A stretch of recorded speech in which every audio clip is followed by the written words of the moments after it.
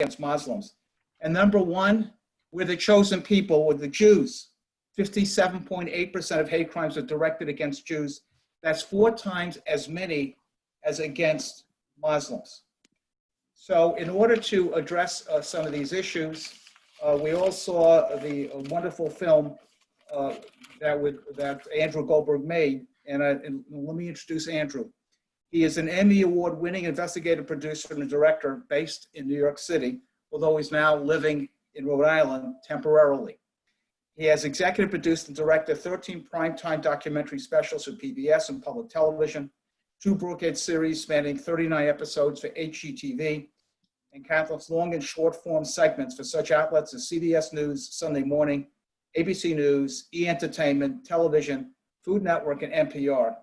Andrew has been honored with 20 major awards, including the Emmy, 5 Cine Goldie Awards, 10 Telly Awards, a New York Festival World Medal, the Genesis Award, the St. Vartan's Award, and the Joachim and Humanitarian Award, and numerous others. So, Andrew, welcome. Welcome Thank to, you. And thank you so much for joining us in discussing your film and the issue that this film portrays.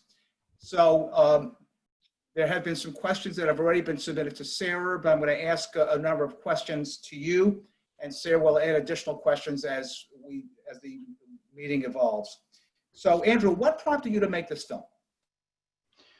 Well, you know, I've been making films since I guess 1999, and I've always had an interesting approach, which is that I tend to take on social justice issues. I remember I did a film on the Armenian genocide. I've done films on, Jewish persecution. I've done films on LGBTQ, homophobia and what have you. And I remember I once pitched a show idea to PBS about cats. And she said to me, well, Andrew, what is this? No death, no murder, no violence, no bad news? Well, how on earth could you be pitching us a show about cats? So I think the material lends itself to my interests. Okay, there's that. But the bigger issue for me was that, shortly after the election, we started seeing all these alarm bells going off about anti-Semitism, whether it was statistics or anecdotes or news reports or, news that was coming out of other countries. And we also saw a heightened awareness and concern amongst people who watch these things, not just Jews, but other people who have human rights interests were noticing this too. And so I thought it was pretty fitting to do this. I mean, anti-Semitism is always there. It's always around. It doesn't sort of go away, and it rarely sort of goes down. It only seems to come up for a while in these eruptions. And, we've sort of seen now what is, I would say, a 3-year eruption, and it hasn't stopped. And in fact, many people said, how did you stop your film? How did you stop producing it? Because it just kept coming. And we made a decision to stop. And we hoped that after we stopped, there would be no more big breaking stories. Fortunately, there weren't. Good for both us and for the world. But that's sort of how this started. And, we had a lot of material to work with. Pittsburgh had not even happened when we started this film. So your film highlights 4 different mutations of the anti-Semitic virus. One focuses on the far right, where you spend time on the shootings in Pittsburgh and Poway, California, and the right, the alt-right, etc. Then you focused on Hungary and how George Soros has been demonized, representing the global power of the Jews. Then you also focused on France with the anti-Semitism of the large Muslim community, most of whom were transplanted from North Africa. And then finally, you spoke about Great Britain and the Labour Party, but also which has migrated towards the left here in the ultra left here in the United States. How is it that you picked these 4 mutations? Well, I mean, I think you could pick a lot of different mutations, and it would be somewhat. People always say, well, what would the 5th mutation or the 6th mutation be? And for us, it was a sort of the 4 corners, I think, of where we see the problem the most in the world, which is on the far right. And it isn't only the far right in the United States. You see it in the far right in Germany. You see it on the far right in Poland. You see it in the far right in Hungary, in Holland. Everyone has a far right, and it's all behaving the same way right now. There's almost a lockstep of a far right, and there's a lockstep of a far left. So you have the two sort of political poles. The top down is what we see when the government is actually doing it themselves. You don't see institutionalized anti-Semitism in the United States the way you do in Hungary, where the leader of the country and all of his immediate I don't know what you would call it, his group, his loyalists are all spewing this anti-Semitic nonsense. So you have the far left, the far right, from the top down, and then a groundswell from within the community. And we chose France because France has the most violent anti-Semitism in the world by far. And there are plenty of other sort of communities within minority communities or majority communities who are anti-Semitic, but we don't see the absolute horror that we've seen happening in France. And so those were kind of four corners that we thought made it up. I mean, you could find other examples and what have you, but we wouldn't quite go as far as to call them mutations. Maybe we would, we just didn't focus on that. Those were the real four areas we looked at. I was very impressed with the individuals you were able to recruit for this documentary, led by President Clinton, former Prime Minister Tony Blair, survivors of the attacks in Pittsburgh, California, as well as in France. Tell us how you were able to recruit them, for this film. How was it working with them? Tell us some of the details of the production that you underwent in terms of making this film. Look, I mean, not everybody says yes. I mean, we're in a unique situation in that we have the PBS platform. So we had the PBS name. Then you have my own, reputation for whatever that's worth. But ultimately people really want to be attached to a distribution platform when they're gonna show. And so, depending on who the person was, we had varying, varying responses. We wanted to get Madeleine Albright, but she turned us down. Bill Clinton took a long time to get. He was very interested out of the gate, but it was a process.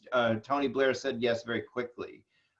We had to, spend a considerable amount of time with Pittsburgh.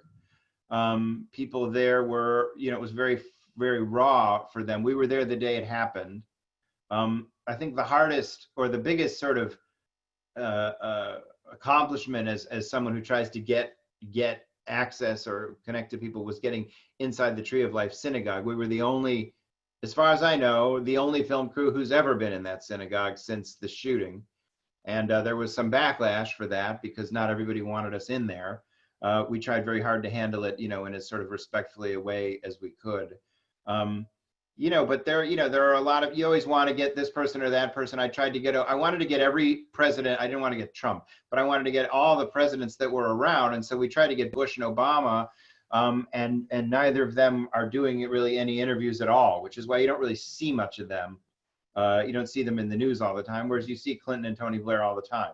It's just how past presidents behave. Have the political leadership of Hungary seen your film? I don't know. I've not heard anything. There was an article written about us by someone before we made the film who had decided that it was a bad film to begin with.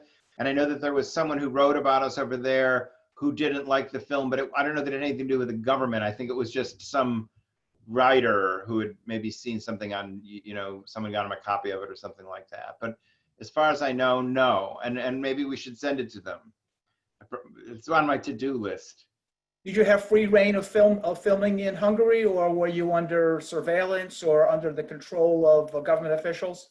Oh, no. Listen, Hungary is it's a free country. I mean, you can do whatever you want. I mean, you get yourself into difficult territory when you try to challenge the government and they have some sort of institutional control over you. So, for example, if you're in a part of the government's apparatus, it's hard to speak out against the government. If you work for one of the government-controlled or greatly government-influenced news outlets, you can't really report what you want.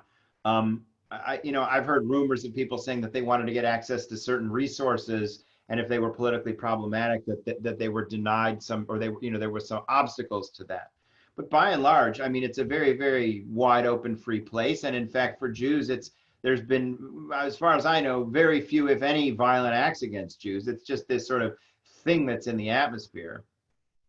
Well, just as an aside, the ADL publishes what they call a global index of anti-Semitism. I encourage people to go to their website, because basically they have interviewed representative samples from all the countries, most of the countries in the world, and they're asked, to answer questions about what they think about Jews, and they've come up with questions where, if somebody says, Jews control the finances of the world, etc., they would have a mark, one of the marks that they're anti-Semitic, and they had like 8 different questions. So Hungary had a rating of 42%. In other words, 42% of the people they surveyed had anti-Semitic feelings, which is among the highest in Europe. Believe it or not, in the Arab world, the Muslim world has a 74% anti-Semitic global index. And I was surprised, Saudi Arabia is 74%. But I was surprised that the highest ranking in the Arab world was 82% in a country that has a peace treaty with Israel, Jordan. I was really surprised by that number. In any event, this is a terrific movie that is obviously highly educational.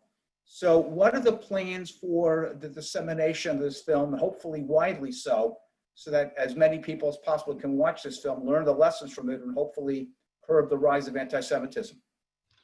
Well, we aired nationally on PBS on May 26th. It was a big national primetime special. We were written up in a bunch of newspapers, and we were on various TV and radio shows. We had a ton of press.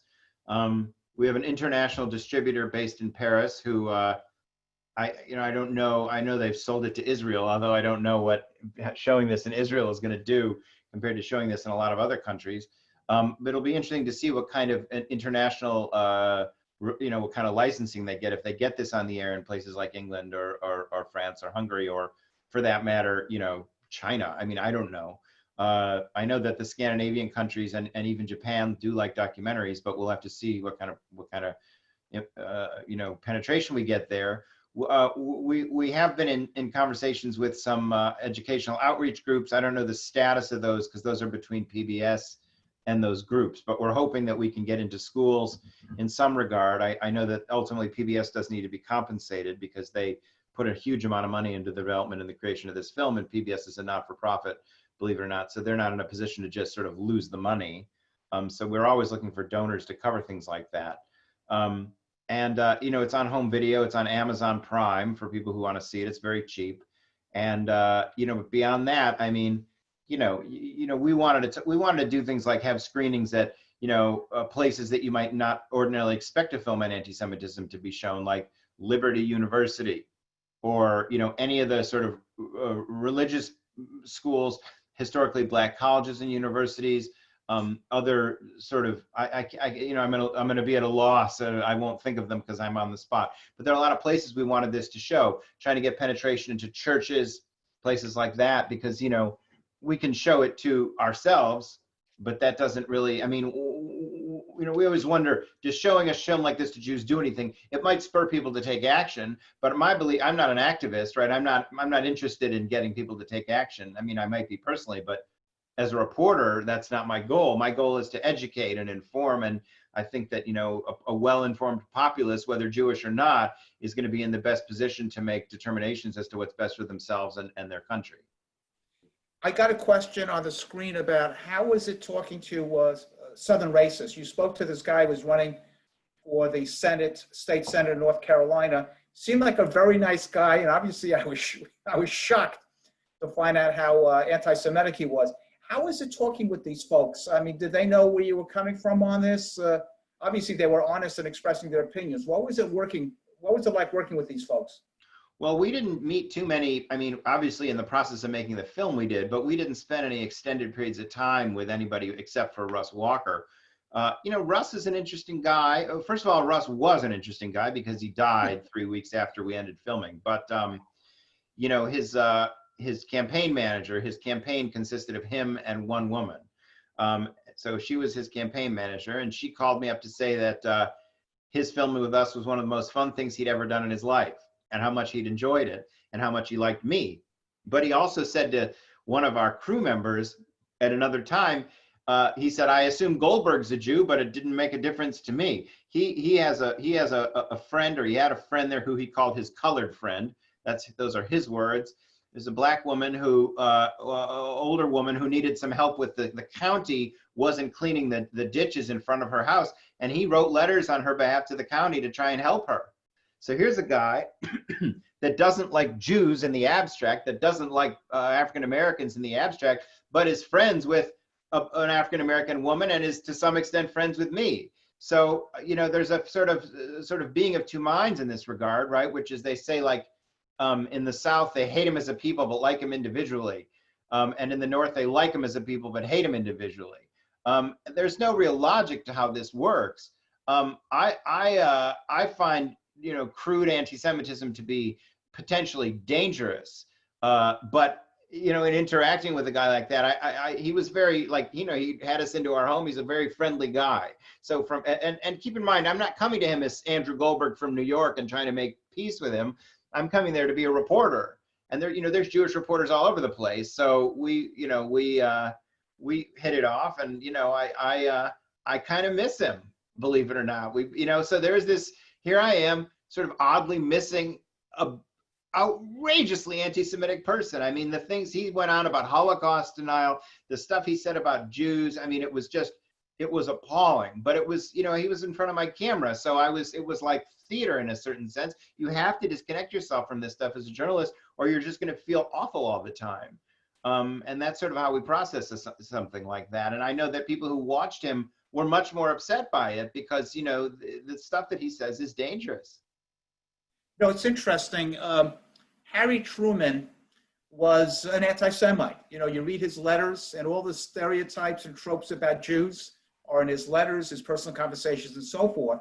Yet at the end of the day, he he promoted the state of Israel at the UN, etc. He allowed Holocaust survivors from the United States to come from Europe to come into the United States against the logjam in Congress. So, I guess you judge people by what they do rather than what they say. So anyway, I'm happy he didn't get elected, but I'm sorry he died. What is your prognosis of this virus in the future? Do you see any impact on anti-Semitism because of the spread of the pandemic? I mean, there's sort of two sides to this, right? I mean, on the one hand, violent crime overall is down in a lot of places. So I suppose that's a good thing because violent crime includes crime against, a lot of different people, groups, and communities. It's going to be up in some places as we begin to see, more and more people losing their jobs. The interesting thing about a virus is that, there's almost like a knee-jerk reaction, right? There's a virus, blame the Jews. You can look at this throughout history, right? The Black Plague that killed 50 million people in Europe was blamed on Jews. Jews were poisoning the wells, Jews were giving it to the rats, Jews were giving it to each other. And so people now call, COVID-19 the Jew flu. And then on the inverse, there were some white supremacists, I don't remember who they were, I'd need to go back and check, but who said, if you get coronavirus, go where there are a bunch of Jews and cough on them, right? So here you have people calling for COVID, using this disease to kill Jews. You have other people who are blaming the Jews. There have been a lot of reports on the internet, that great place of good information, that have said that the virus is a conspiracy between the Zionists and the Chinese to hurt the West, to control the Western powers. So, and when you think about the idea that the Zionists are in on a conspiracy, then you are squarely looking at an old anti-Semitic trope about Jews. Jews would be the ones behind the scenes working the power. People believe Israel is going to do something like that because it's a Jewish state and for no other reason. I just come out of focus for a second there. That's interesting. Okay. Yeah, am I out of focus or am I in focus for you? you're okay. You're okay. You're fine. What role, if any, has a denial of the Holocaust or underplaying the tragedy of the Holocaust played in any of the interviews you've had, or within the different mutations? Well, The Holocaust was a hoax, or it was exaggerated, or there are no gas chambers, things of that nature.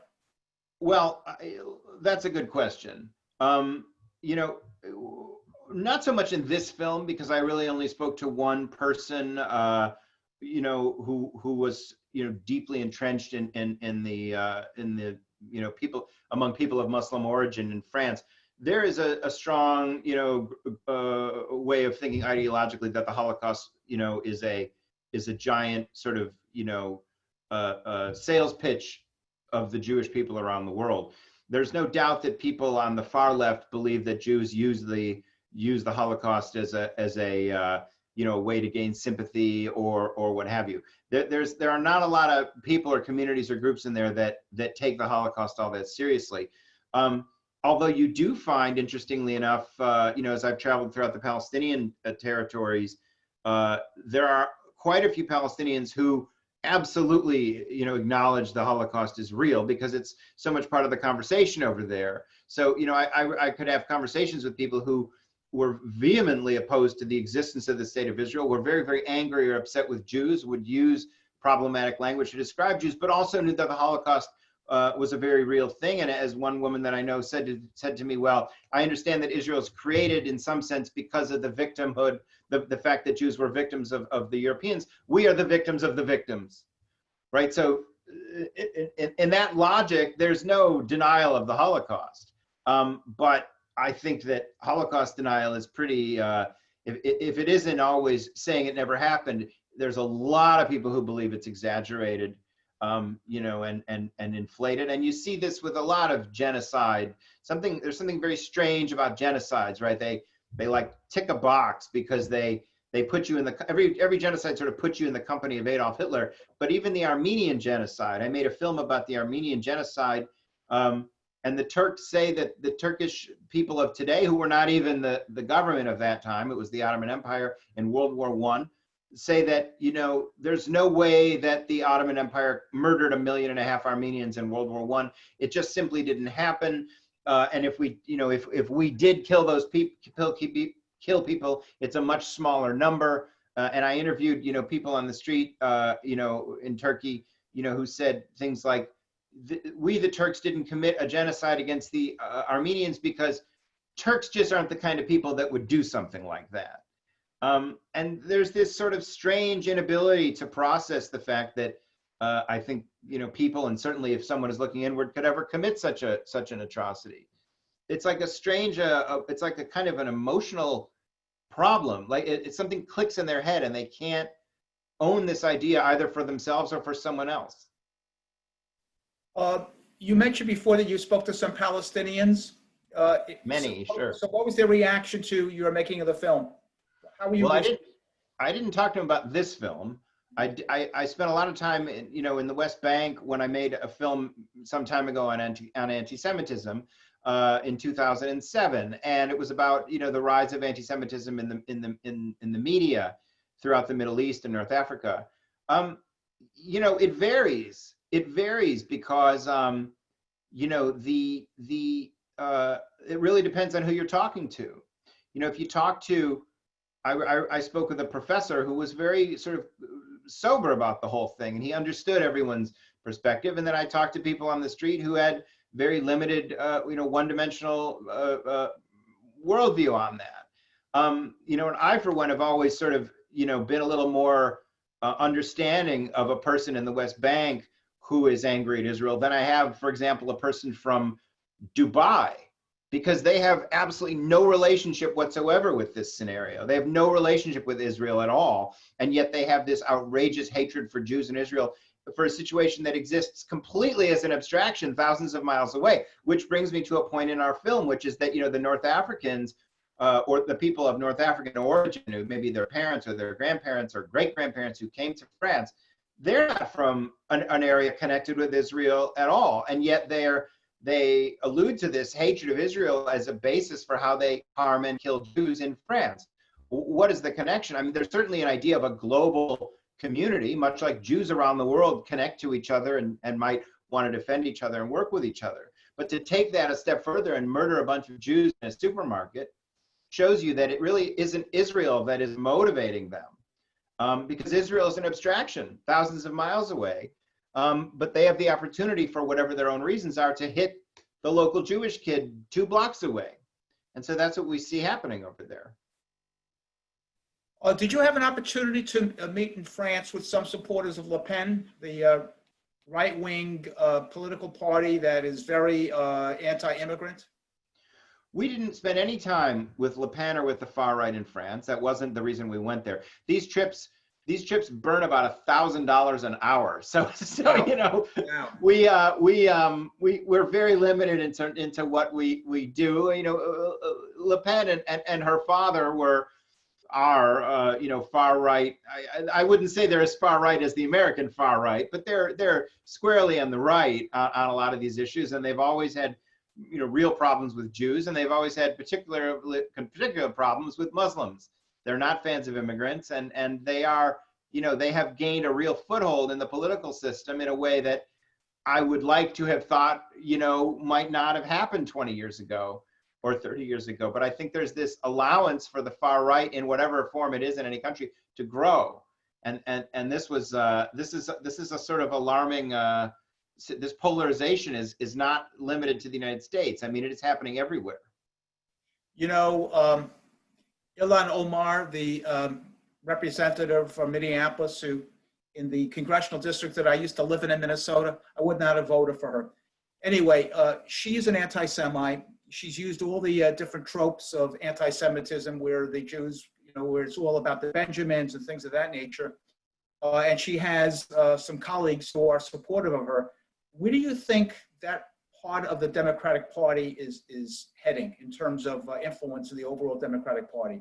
I mean, there is some concern that when you do surveys of Democrats, they're much, in general, much less supportive of Israel than Republicans. And it's even more accentuated by those who are younger Democrats rather than older Democrats. What's your sense of that? Well, I mean, making predictions about the future is above my modest public television social issue documentary pay grade. But, you know, I will say that, you know, I always say that, you know, in terms of anti-Semitism or really, I want to be careful to just blanket everything with anti-Semitism. It's a very dangerous thing to do.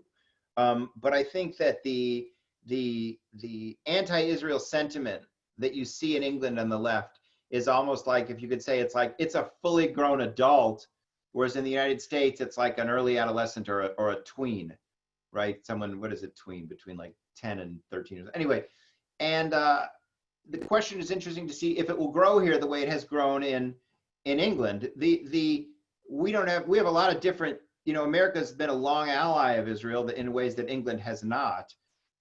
And America, you know, we've got so many different systems.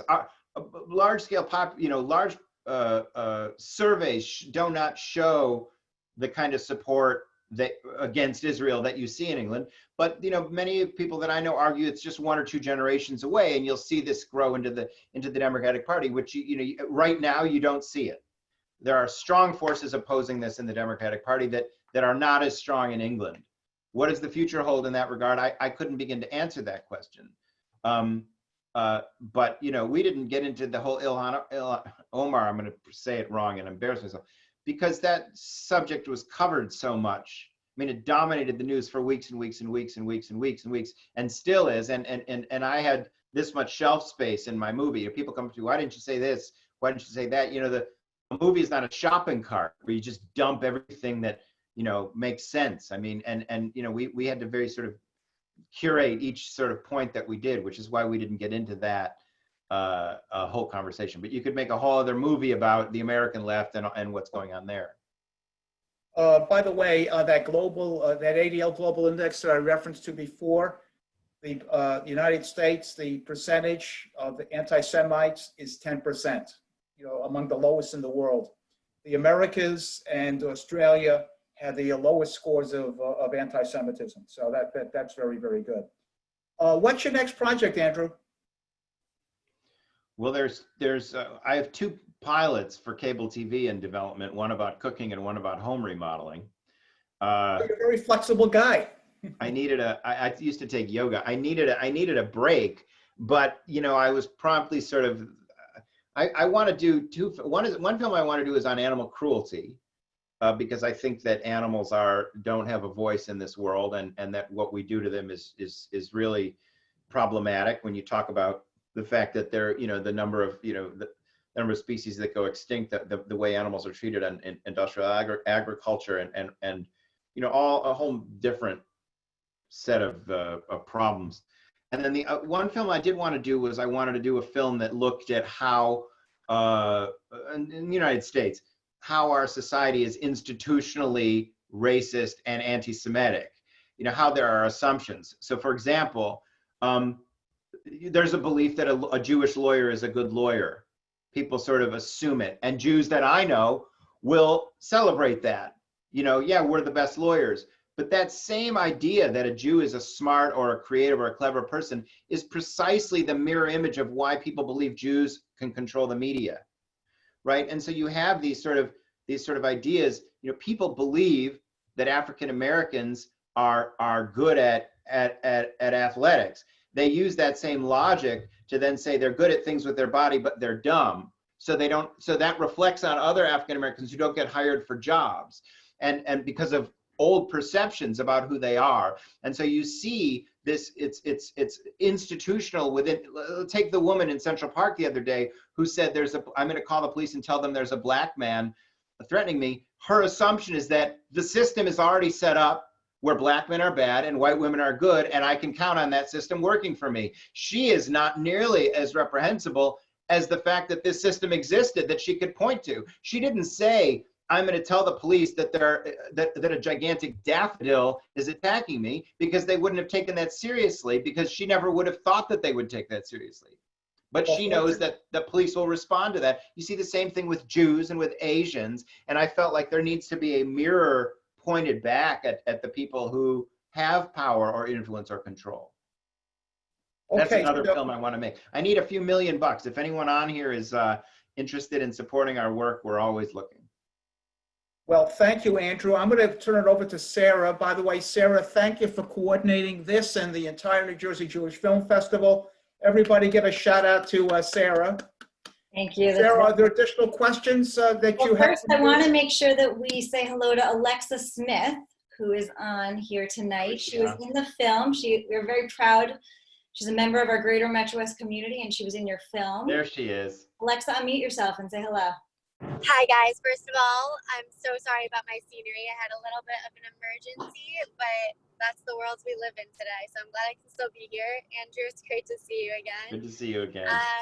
Yeah, so my name's Alexis Smith, and I was a student at University of Michigan, and Andrew contacted me after he had seen the anti-Semitic incident that had happened to me in my classroom on University of Michigan's campus, which you saw in the film.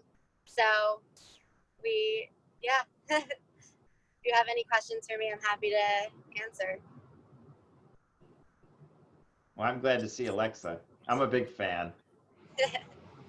Sarah, you have questions? I do. Alexa, thank you so much. I think your statement on the film was very poignant and very, very timely. And the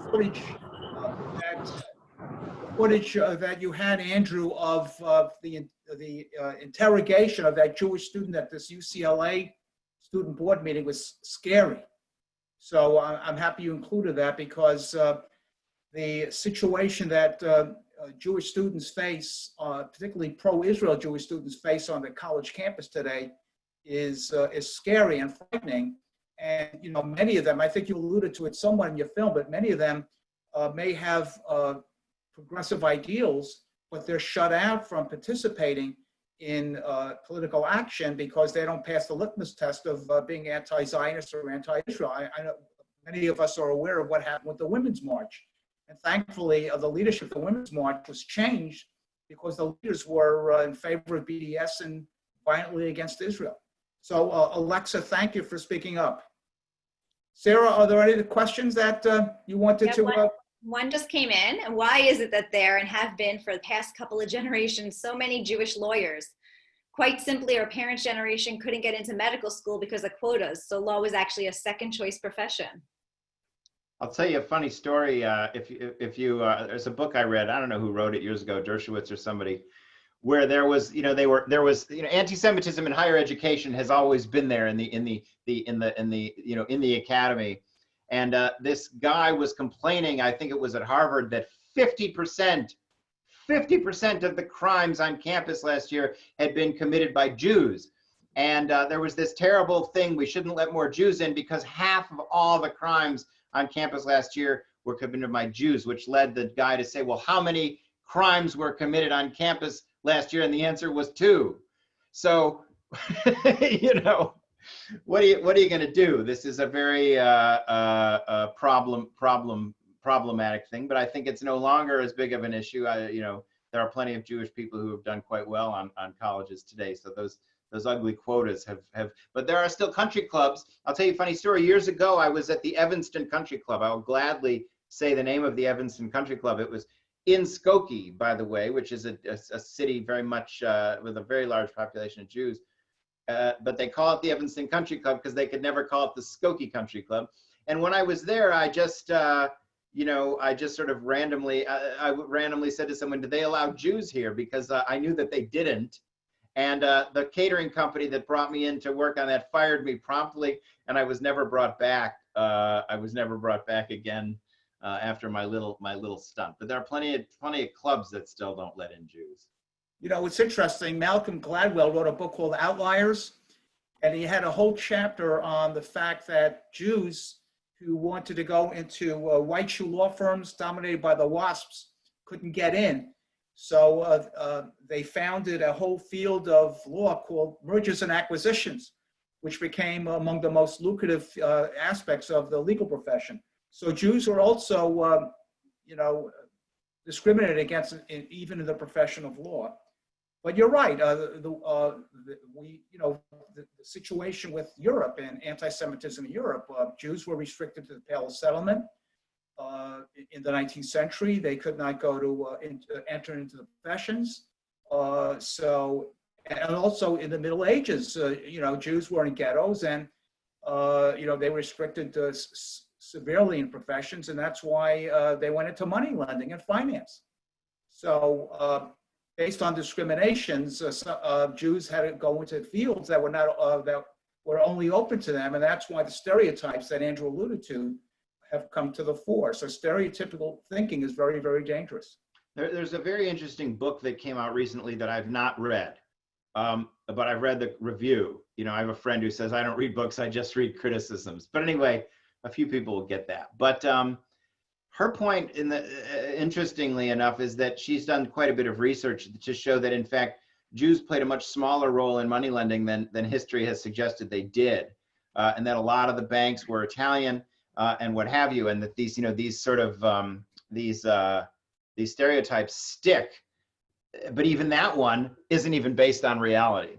The idea that the Jews are moneylenders when in fact so few of them were. I've always believed that there were just tons of them, but it was a much smaller number. But they extrapolate, right? There's a few Jews, so they must all be this way, and that's how you sort of draw these conclusions. Well, a lot of the reasons why Jews were expelled from France and from England in the Middle Ages was because a lot of the noblemen and the kings themselves owed them a lot of money, and by kicking them out, they were able to expropriate their property and cancel their debts. So while maybe there weren't as many money lenders as people think, there was still a significant enough of the economy where they result in some of the expulsions that occurred in England and France. Shakespeare never met a Jew, even though he wrote The Merchant of Venice, because there were no Jews in England. They were expelled. Sarah, other questions? Yes, we have a question for Alexa. What is the situation at the University of Michigan today? Has anything changed? So I will give you a little bit of background story in case you didn't see what had happened to me at University of Michigan further than what was just explained in the film. But I was a student for the University of Michigan Art School, and we had a lecture series every single Thursday as a mandatory requirement to get our degree. And they would bring in, some were excellent speakers, others, a lot of them were, preaching BDS, but this particular instance, they had a speaker come in and share an image of Adolf Hitler juxtaposed with Bibi Netanyahu saying guilty of genocide on both of their foreheads, along with another image of pigs holding, which you saw in the film, money water bottles and backpacks, saying that they were the puppets, Israel is the or Zionist puppet state of imperialism, with extremely anti-Semitic tropes included in that image. And so I went to the university and I demanded change, and I talked to the president actually, and no part of the administration wanted to give any sort of apology. So to this day, there still has not been an apology for that. I would say in terms of what has changed, I'm not sure, and I'm not sure. I'm not sure the administration is looking to make a change at this time, and also a lot of incidents go unnoticed. Not many people feel comfortable speaking up about something like what I experienced. So we don't know as many incidents as there are. And I would just say, with the age of coronavirus and school having let out early, and I just don't know what's going on with universities of Michigan's campus today. Thank you. That's extraordinarily painful to hear. Unbelievable. Okay. Other questions, Sarah? I think that's it from the chat box.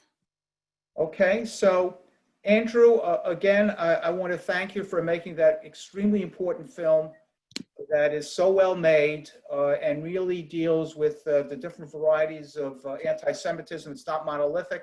Unfortunately, it comes from both the left and the right and from all parts of the globe. And we hope that it gets wide dissemination through all different types of outlets. And frankly, I think Jewish organizations ought to disseminate this to church groups and other groups, because this film should not only be seen by Jews, it should be seen by other groups who really need to be educated about the evils of anti-Semitism, because anti-Semitism is the universal hatred, but it morphs into hatreds of other people. So Andrew, I want to thank you again. Best of luck to you in your future projects. And I want to thank all of you for participating in tonight's forum. And we look forward to hearing from you as you witness the wonderful additional offerings from the New Jersey Jewish Film Festival. Thank you all and have a pleasant evening. Thank you. And thank you for having and showing our film and inviting me on. I had a lot of fun. If fun is the word to talk about anti-Semitism, and you were all terrific hosts. And thank you everyone for watching and listening to me go on and on and on. Appreciate it. Thank you. Not at all. Thank you so much. Really. Good night, everybody. Good night, everybody. Thank you for joining us. Thank you.